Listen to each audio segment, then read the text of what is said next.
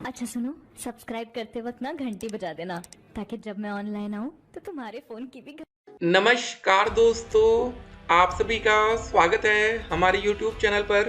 तो इस वीडियो में हम शिक्षक भर्ती खुशखबरी को आपके सामने रखेंगे। जी हाँ, देख सकते हैं न्यूज़पेपर के माध्यम से काफ़ी ज़्यादा अपडेट्स आ रही हैं। पहले इस अपडेट को देखिए। रुकी भर्तियां कराना प्राथमिकता, प्रोफेसर कीर्ति जी। पूरी अपडेट हम आपके सामने रखेंगे। प्रोफेसर कीर्ति पांडे उत्तर प्रदेश शिक्षा सेवा चयन आयोग के अध्यक्ष नियुक्त हुई।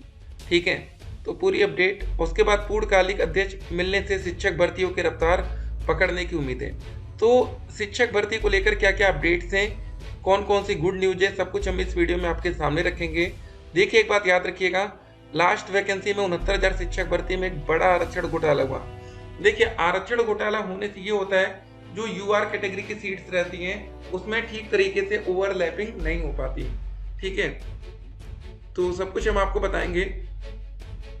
यहाँ पर देख सकते हैं शिक्षकों के 5,180 पदों पर भर्ती की जगी आज। असिस्टेंट प्रोफेसर के 1,017 पदों पर 2 साल से भर्ती लंबित है। एडेड कॉलेजों में शिक्षकों का 4,163 पदों पर होना है चयन। तो हर जगह उम्मीद जग गई है। नए अध्यक्ष के आते ही 2 साल से लंबित भर्तियों को मिलेगी रफ्तार। फिर देखिए, संत और योगी जी सत्ता के भूखे नहीं, ऐसा मुख्यमंत्री जी। ठीक है, पूरी अपडेट को देखते हैं। योगी जी ने किया पुलिस में 1 लाख और भर्ती का ऐलान। ठीक है भाई, तो यहाँ पर योगी सरकार का एक और बड़ा फैसला है। 40 लाख करोड़ के निवेश प्रस्ताव को मिले हैं, यूपी को मतलब मिल रहे हैं। ठीक है, 1.5 करोड़ युवाओं को रोजगार से जोड़ा जाएगा। क्या बात है, कितनी बड़ी बड़ी बातें हो रही हैं। उसके बाद दोस्तों देखिए, जो लास्ट वैकेंसी थी, यहाँ पर कितने बच्चे कहाँ से सम्मिलित हुए थे, इसको जानना जरूरी है, हर एक कैटेगरी को। अब देखिए, यहाँ पर जो जनरल में दिख रहा है, यहाँ पर भी आपको ईडब्ल्यूएस का एक और दिखेगा। ठीक है, ईडब्ल्यूएस इस वैकेंसी में नहीं सम्मिलित था, लेकिन अब नई भर्ती में ईडब्ल्यूएस के बच्चे भी आपको दिखेंगे।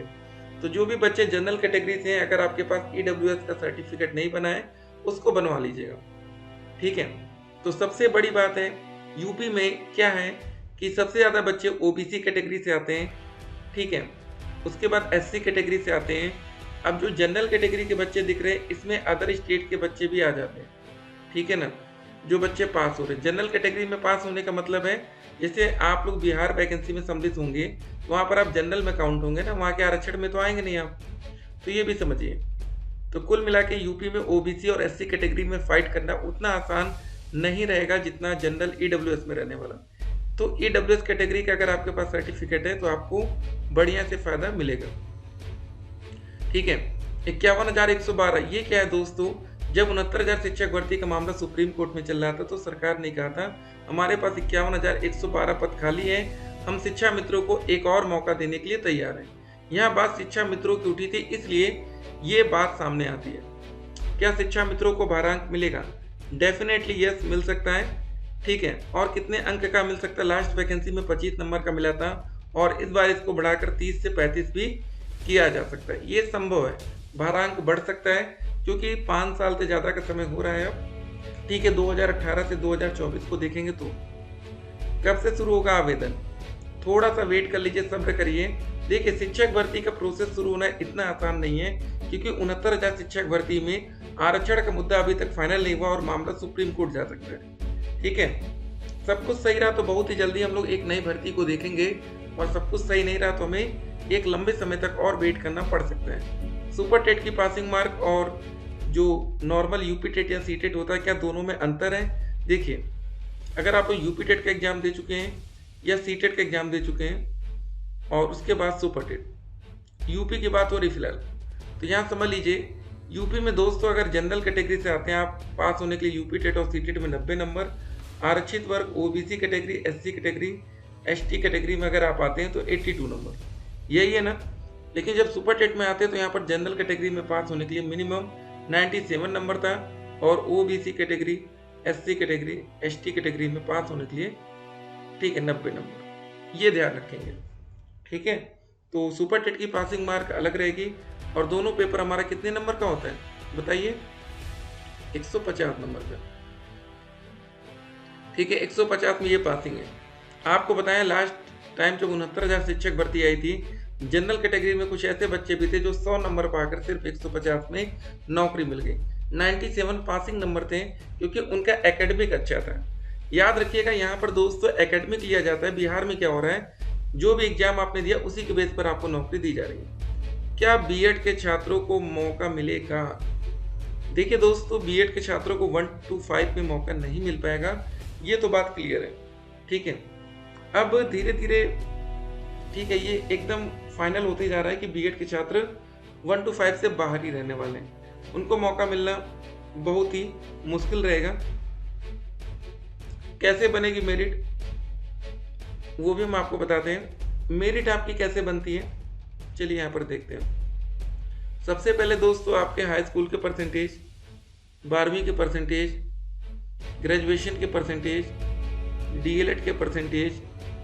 देखिए सबका टोटल कितना परसेंट लिया जाता है पहले वो लिख लेते हैं। 10% लिया जाएगा, 10%, 10%, 10%। अब मान लीजिए कि आपके हाई स्कूल में आ गया 80%, तो जितने भी परसेंट आएगा आपको उसको क्या करना रहेगा, 10 से भाग करना रहेगा। जो भाग करके नंबर आएगा उसको लिख लीजिए। मान लीजिए 8 नंबर। 12वीं में मान लीजिए आपका आ रहा 75%, इसको 10 से भाग करेंगे 7.5। ठीक है ना। ये मान लीजिए दोस्तों आपके ग्रेजुएशन में आ रहे 65%, इसको 10 से भाग करेंगे कितना हो जाएगा, 6.5। ठीक है। डीएलएड में मान लेते 90% आ रहा है, 10 से भाग करेंगे 9 नंबर। अब इन सभी को जोड़ लेंगे। ठीक है, तो ये सारे जोड़ टोटल कितना आएगा, 40। यहाँ पर आप देख लीजिए 10, 20, 30, 40। ठीक है, और इसको जोड़ लेते हैं। 8, 7, 15। ठीक है, 15, 6, 21 और एक ये 5, 5 दशमलव होता है 22, 22, 9, 31। ठीक है, इतना हो गया। तो ये नंबर आपका एकेडमिक बन गया। मान लीजिए आप 150 के क्वेश्चन पेपर में 100 नंबर पाते हैं, तो अब इसका अगर आप 60% निकालेंगे 100 नंबर का, तो क्या हो जाएगा, 100 गुणे 60 भागे 150। एक जीरो से एक जीरो कटा है, 15 चौके 60, 10 गुणे 4 40। ये आपका 40 नंबर और ये 31, इन दोनों को जोड़ लेंगे आपका आ जाएगा 71। ये दोस्तों आपकी फाइनल मेरिट रहेगी, इसी के आधार पर आपको नौकरी मिलेगी। पहले इस अपडेट को देखते हैं। उत्तर प्रदेश शिक्षा सेवा आयोग की नवनियुक्त अध्यक्ष प्रोफेसर कीर्ति पांडे का कहना है कि रुकी हुई भर्तियां पूरी कराना उनकी प्राथमिकता है। हालांकि अभी कुछ कहना जल्दबाजी होगी। सोमवार को लखनऊ में कार्यभार ग्रहण करने के बाद पहले एक कमेटी बनाकर स्थिति की समीक्षा करेंगे, उसके बाद प्रस्ताव बनाकर शासन को भेजेंगे और शासन की अनुमति के बाद ही कोई कदम आगे बढ़ाएंगे। यहाँ पर याद रखिए हर सब कुछ शासन के स्तर पर ही होता है। ठीक है, फाइनल डिसीजन चाहे पीएनपी से था तो भी शासन करती थी, यहाँ पर भी शासन को ही करना है। उनसे ऊपर कोई नहीं रहने वाला, बस एक बात आपको ये ध्यान रखना है।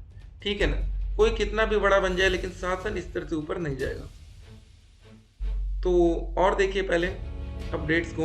अगस्त 2022 में पूरी हो चुकी है 2 प्रमुख भर्तियों के लिए आवेदन की प्रक्रिया। यूपी टेट के लिए भी अभ्यर्थियों को 2 साल के बाद जल्द खत्म होगा इंतजार। यहाँ पर देख सकते हैं अब यूपी टेट को लेकर भी बड़ी खुशखबरी आपको देखने को मिलेगी। एग्जाम नहीं हो रहा था ना, यूपी टेट 2021 का आपने पेपर दिया होगा, उसके बाद 2022 में भूल गए यूपी टेट क्या है, 2023 में खत्म। अब लेकिन 2024 से उम्मीद जगेगी। आपको पता है बिहार में वैकेंसी आ रही है, लेकिन बीटेट का एग्जाम वहाँ नहीं हो रहा है, बिहार टेट का एग्जाम। तो हर एक बात आपको पता होनी चाहिए। चलिए दोस्तों, मिलेंगे एक और वीडियो में।